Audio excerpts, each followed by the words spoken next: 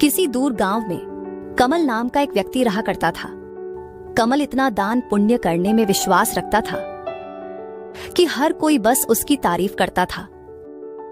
कमल के पास भले ही अपने खाने को कुछ ना हो, लेकिन वह दान पुण्य करने में कभी पीछे नहीं हटता था।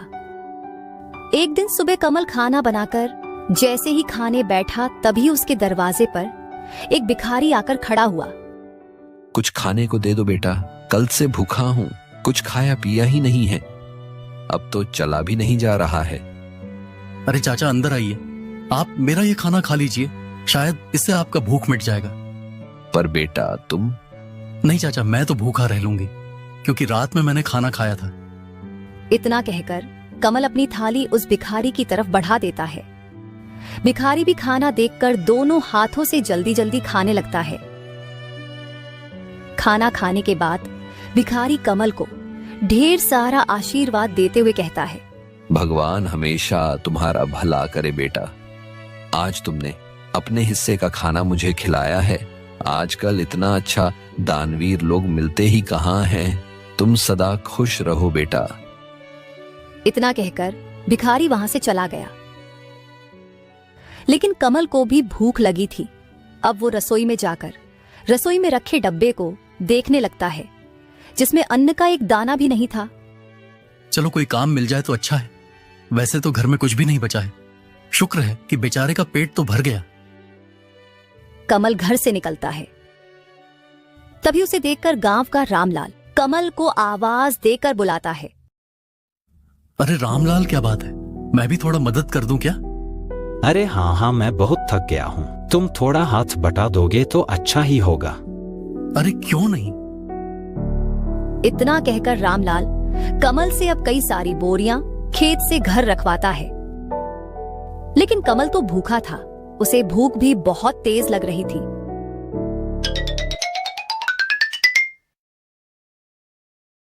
बोरियां रखने के बाद रामलाल कमल से कहता है, बहुत बहुत शुक्रिया कमल भाई, अगर तुम ना होते तो मुझे बोरियां उठाते उठाते रात हो जाती। सब बोरियां रखने के बाद कमल थक जाता है और अब वह शंकर की दुकान से राशन ले जाकर खाना बनाकर खाता है।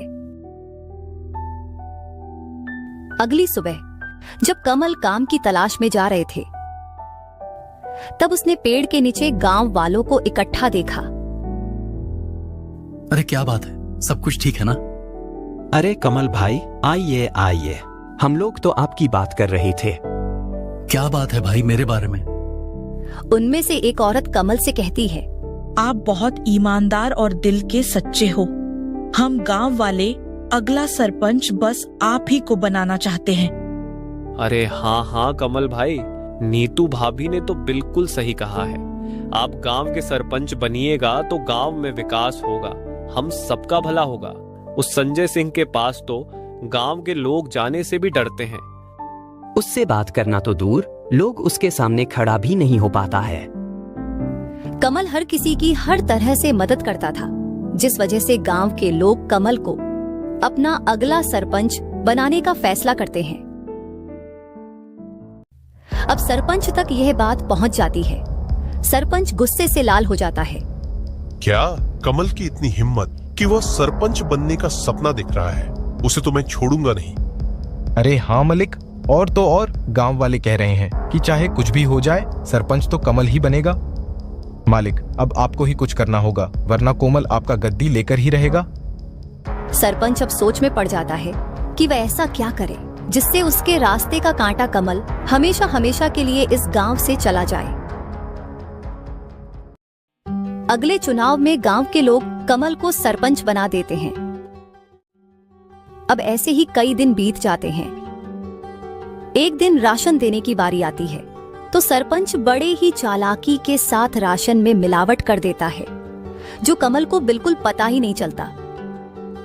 गांव में राशन बांटने के बाद सभी बहुत खुश थे कि उन्हें पहली बार पूरा राशन मिला है, वरना सरपंच संजय सिंह तो आधे से ज्यादा राशन काट लिया करता है।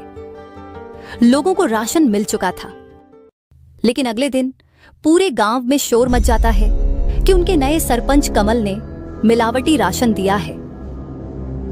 अब गांव वाले एक जगह इकट्ठा होकर कमल से सवाल करते हैं। हमने तुम पर विश्वास करके तुम्हें गांव का सरपंच बनाया और तुमने हमारे साथ ही विश्वासघात किया।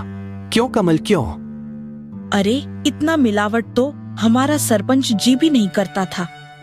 अब हमें यकीन हो रहा है कि हमने तुम्हें सरपंच बनाकर बहुत बड़ी गलती की है। हाँ बेटा कमल, तूने ऐसा क्यों किया? मुझे तुझसे यह उम्मीद नहीं था।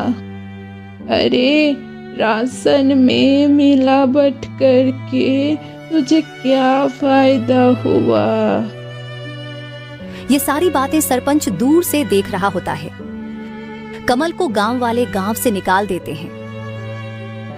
सरपंच और उसका नौकर बहुत खुश थे, क्योंकि यह सब किया धरा तो उनका ही था। गांव से निकलने के बाद कमल काफी दूर आ जाता है।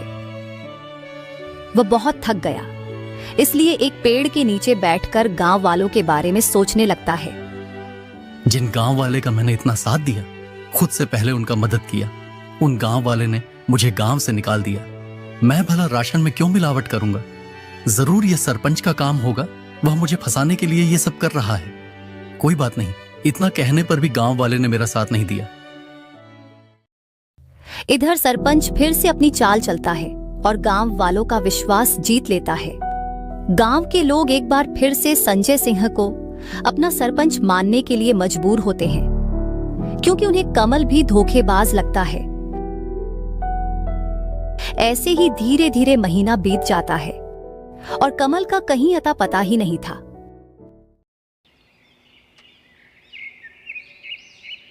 एक दिन सरपंच का नौकर जंगल के रास्ते से घर आ रहा था। तभी वह दो आदमी को बातें करते हुए सुनता है, जो कमल के बारे में बात कर रहे थे। अब वो नौकर घबराता हुआ घर पहुंचता है और सरपंच से कहता है, मलिक, मैंने दो लोगों को आपस में बात करते हुए सुना कि जंगल में जो झोपड़ी है ना, उस झोपड़ी में कमल ने आत्महत्या कर ली है। चलो अच्छा ही हुआ, कम से कम मेरे रास्ते का कांटा तो हट गया। अरे गांव वाला बहुत ही मतलबी है। कमल ने गांव वाले का कितना साथ दिया, और गांव वाले तो बस यही कहेंगे कि कमल ने श्रम के मारे आत्महत्या कर ली है। गांव वालों के साथ साथ सरपंच को भी अब पूरा यकीन हो गया था कि कमल ने आत्महत्या कर ली है। कुछ दिन बाद कमल सरपंच के दरवाजे पर पहुंचता है। शाम का समय था, चारों तरफ अंधेरा छा रहा था। अरे मम्मा मालिक, ये तो कमल का भूत लग रहा है। मतलब यह आपसे बदला लेने आया है। मुंह मुझे नहीं मरना, मैं तो चला यहाँ से। सरपंच का नौकर इतना कहकर वहां से दुम दबाकर भाग जाता है। कमल जैसे जैसे आगे बढ़ रहा था, सरपंच पसीने से तरबतर हो रहा था। अरे कमल का भूत, रुक जा, मुझे छोड़ दे। मेरी गलती हो गया, माफ कर दे मुझे। मैं तुम्हें नहीं छोड़ूंगा, तुमने मेरा बहुत अपमान की है। अब तुम्हें ये बात गांव वाले के सामने कहना होगा। मैं गांव वाले के सामने बोलने के लिए तैयार हूं, पर मुझे मारना मत। सरपंच रात के समय ही गांव वालों को इकट्ठा करके सबके सामने सच को बोलता है कि उस दिन राशन में मिलावट उसने और उसके नौकर ने की थी। आप लोग भले ही मुझे भूत समझ रहे हो, पर मैंने अपने आत्महत्या की खबर झूठी फैलाई थी। उसके बाद गांव वाले सरपंच को गांव से निकालकर सरपंच की जगह कमल को गांव का सरपंच बनाते हैं और कमल से माफी मांगते हैं कि वह लोग सरपंच की बातों में आ गए थे और उन लोगों ने बिना सोचे समझे उसे गांव से निकाल दिया था।